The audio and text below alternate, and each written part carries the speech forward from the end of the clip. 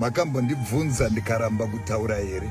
Kunzwisisa kwangu ndekwekuti mukakumbira vana kuti vaye kuholiday munenge muchida kuona vana haisi information center kokuzobvunza vana kuti mai venyu vari kuita nezvei, baba venyu vari kuita nezvei, muri kumborarama sei.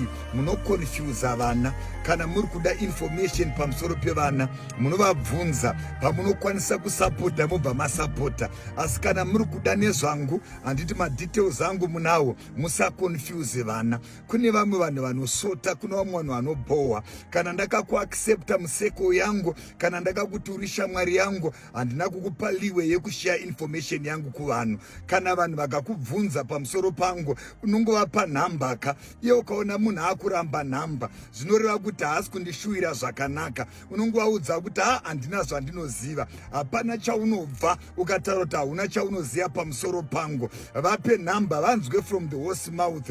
Shoko raMwari rinotaura richiti kuna 1 Thessalonians chapter number 4 verse 11, ngachive chishuwo chako to live a quiet life and to mind your own business. Kana muchida nezvangu munofanira kundibvunza. Monzwa from the horse mouth. Haikona kuconfuse vanhu, haikona kuconfuse vana. God bless you. Ladies and gentlemen, nastauya muoffice maApostle Amos Dinyake, also known as the Hangman. And ndikona mune calendar kanzi 2025, the year of manifestation. Sikati nawo Apostle. Happy New Year. Happy New Year. Same to you. Compliments of the new season. Of the new season? Yes. Yes. How was 2024 for you? 2024 was, it had ups and downs, but yes, we saw the grace of God. The grace was abundant. Yeah, abundant. Nice. And then tapinda muna 2025. Yes, the hangman. I used to going to be hanging demons. The death sentence has been abolished in Zimbabwe just yesterday, if I'm not mistaken. Yeah, but it's just still going. The hangman has been found, so yes. Yeah, no demon will resurrect this year. Yeah, mawana. Ndaona theme yakanzi 2025, the year of manifestation. Yeah, matheme anoshandira. Ndaona kuti vanobhota matheme chichichi, but vanobhota ndandimboriwo mugore reprosperity, but ndangangobudawo ndisina mota and chichi. Ndandimbori mugore refinancial increase, but ndakatobuda ndiri mudebt, and now this is the year of manifestation. Let us start from here. What does that theme imply here, the year of manifestation? Maybe tisati tasvika ikoko tinogona kunzwisa chiti kana chitiri mugore idzva tiri kuti chii. When we say we are in a new year, ndeipi calendar yatiri kushandisa. Nekuti macalendars akasiyana. Calendar yaMwari inogona kunge yakasiyana necalendar yevanhu. Saka pauri kutaura ipapo pekuti no umwe munhu anga achitaura kuti ari muyear financial favor, wozoona zvisina kuitika. Unoda kunzwisisa kuti ndeipi calendar yamuri kushandisa. You see, like you realize kuti kana Mwari vachitaura vanotaura at personal level, votaura church level, votaura national level, votaura international level. Saka you realize kuti every group rinogona kunge rine shoko rabva kuna Mwari maringe negroup iroro. You see, saka kana tichitaura for me a year of manifestation, zviri kungotaura kuti igore rekuratidzwa, rekubuda pachena, zvokuti uchaona hangman vachinyanya kuenda palimelight vachihenga madhimoni. Kune anga agara kwenguva yakareba asati ahengwa. Saka it's for us in particular as a ministry. There's going to be visibility yakanyanya. There's going to be manifestation. I don't know kana ndagona kupindura. Nature patiently awaits for the manifestation of the sons of God. And ukaona madhimoni futi igore futi remanifestation. Ndaona ndachema nyaizvo mumachechi umono achi manifesta zvakasimba. But well, so vanhu ava manje vazhinji ndinofananidza naona vanonyora futi new year resolution. This year, by the grace of God, I'm going to buy my first car. By the grace of God, I'm going to get married. By the grace of God, I'm going to open my company, multi-million-dollar company. I'm going to buy a stand, I'm going to take my mother for a holiday, and then tatakuti January, February, March, tatati November, December, uba kutona pane crossover nights. Kusvika wazotanga kuti zvinenge zvokundiramba. Zvinoitika here kutiwo zvimwe zvinhu zvinoramba even uchifamba naMwari zvakanaka, zvinhu zvotoita sei zvotorambawo kuti gore rinori rakanyinzi gore rino nderangu, but rinenge risiri rangu iri. Zvikuru kuti Mwari andirasa here, kana kuti ndini ndakatadza kunyatsomira pamunamato, kana kuti time and season happens to all. Yeah, time and chance happen to them all. Sekutaura kwandamboita kuti unoda kunzwisisa kuti kana tichiti wapinda mugoredzva uri kuti, because isusu yedu calendar yatinoshandisa is the Gregorian calendar or the Roman calendar ndizvo. And you see, but you realize ukaenda kuEthiopia zvinezvi they are 8 or 9 years behind. They are in 2018 or 2017. You understand? You see, saka iwe kana uchinyora resolution ako unoda kunzwisisa kuti Mwari vari kuti chii as at an individual level. Nekuti ukangoti nekuti munhu waMwari vati year of manifestation, nekuti kana Mwari vachiita zvinhu vanotanga kutaura newe at a personal level. Saka like what I said, inini Mwari vachitaura neni negore rino vakanditi it's a year of nothing if you don't do something.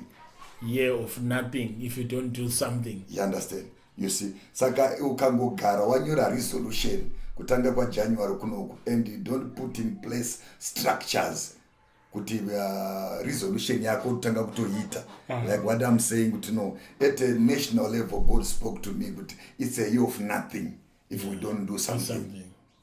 Kura kuti kana wanyora resolution yako afana anga attainable. Unofana kunyora vision yako paunoona kuti no, I'm able kusvika up. We always encourage people kuti nekuti calendar tiri kushandisa inogona kunge iriyo isiri kushandiswa naMwari. You remember kuti Mwari vanotaura kuna izita Abraham kuti patinodzoka gore rinouya nenguva dzino mukadzi wako achave nemwana, dzanga dzisiri 9 months. Ukaverenga pakauya Abraham, pakauya mutumwa achitaura kuna Abraham, handina mucalculator, but or less. Yes, you understand. After 9 months vakati nenguva dzino, vakati nenguva dzino gore rinouya nenguva dzino. So isitiri kuti isusu Mwari tendera kuti Mwari vataure newe at personal level. Uye nyora zvinhu zvaunoona kuti une capacity yekuzvizadzisa. You see, usangova tingati emotional kana feelings pakunyora resolutions. Nokuti you be disappointed sekutaura kwawaita. Usangoti gomo ibaba usati wane faith yacho. Ano unongochida kuribvisire gomo. Unoita land degradation.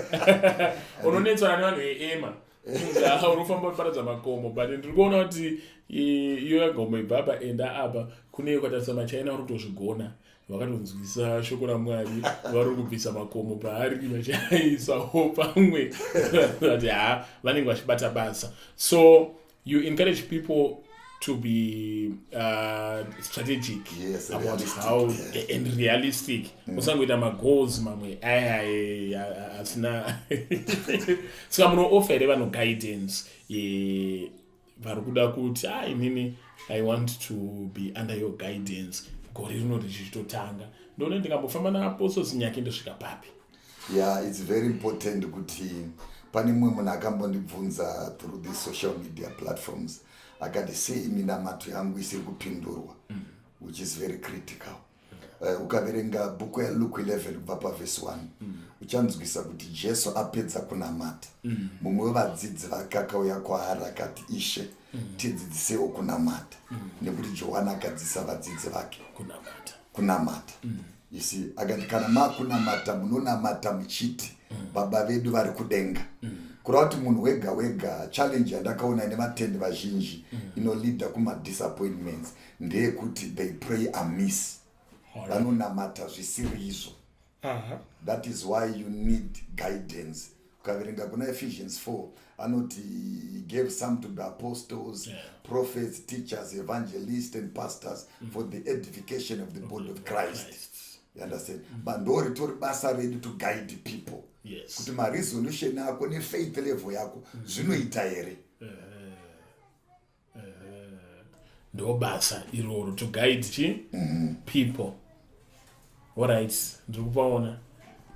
Vamwe vanobva tifanike vechidzimai ndakaona apostle vamwe vachema manje kuti when they see a man of God they are fantasizing about getting married to them. Sikati vatsura chiti no, when you say the man of God the first thing that should come mind mako is not kuti ndaona shamwari. Ndane shamwari. Ndaona munhu akwanisa kundiroora. Kana ndaona sekuru akandaona munhu anondinakidza comedian. You have seen someone who have been sent by God to build you, to perfect you, kuti unyazoumbika muchitendero chako, muchitendero chaishe Jesu Kristu. So last question yandoda kubvunza iyi ndeye kuti gore iri rapfuura iri vakatokundikana gore irori vachine mukana here. Yeah, vane mukana sezvandataura kuti rinogona kunge kana richiti gore hatisi kutaura 12 months. Unoti ukazoya kuNew Testament you realize kuti a day is like 1,000 years before the Lord. And 1,000 years is like a day before the Lord. Saka iwa yakona ndosaka zvichiitika madisappointments. Ukatotaura izvo zviratofamba nhasi ndi2 ranofamba. Saka we always encourage people kana uchita ma-resolutions. Maybe 5 years. 5 years from now, 10 years from now. Waita zvinhu zvaunenge uchinoti level of faith yandinayo izvo zvinozadziswa. For 2024 kana 2025 kana uine kutenda and when you work hard and you get enough guidance, I tell you pawakakundikana gore rakapera urikuzokunda gore rino. Pawakamiswa gore rakapera hauchizomiswa gore rino. Because I say it's a year of nothing if you don't do something. So start doing something now. Now, mashoko enyu ekupedzisira kuvanhu. Mashoko ekupedzisira kuvanhu ndeyekuti God is moving upon our nation. Yes. Let us do something. Chingava chiproject chauri kuita, Mwari ngaachiropafadze. Kungava kubasa kwako, Mwari ngaakuitire zvakanaka. It's a very, very good year for us as a nation if we start doing something. Let us not complain and stay at home. Kana wakagara, you'll be disappointed. Start moving, start doing something. God bless you. God bless you. Makatsanya. Takatsanyirwa na Jesu. 40 days and 40 nights.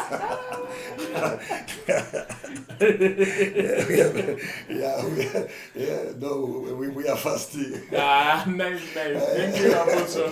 God bless you.